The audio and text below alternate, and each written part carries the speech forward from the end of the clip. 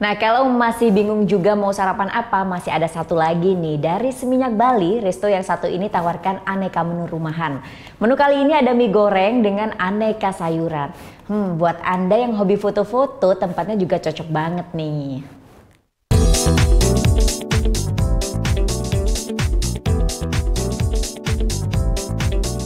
Ya, kalau di kota-kota besar, masyarakatnya itu cenderung memiliki aktivitas dan mobilitas yang tinggi. Jadi nggak heran kalau mereka itu rata-rata tidak sempat untuk menyantap makanan di rumah, bahkan memilih makan di kafe atau restoran.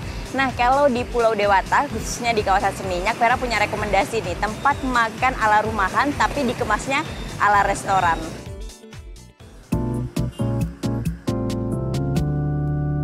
Tempat makan sekaligus nongkrong ini baru dibuka loh. Kuliner yang ditawarkan banyak banget. Menariknya, ragam kulinernya adalah menu makanan rumahan yang dikemas ala restoran. Simple, namun tampilan dan rasanya enak. Seperti yang saya pilih ini nih, mie goreng. Kita intip cara masaknya yuk. Biar makin cihuy, dicampur sayur-sayuran dan daging sapi.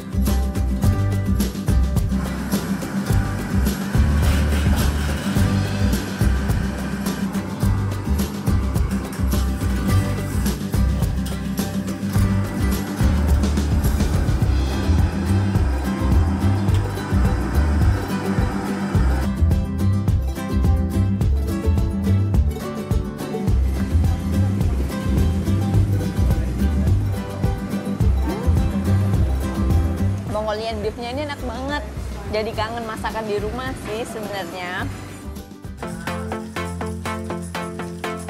Gak cuma makanan, kafe ini juga menawarkan beragam minuman yang bisa kalian coba.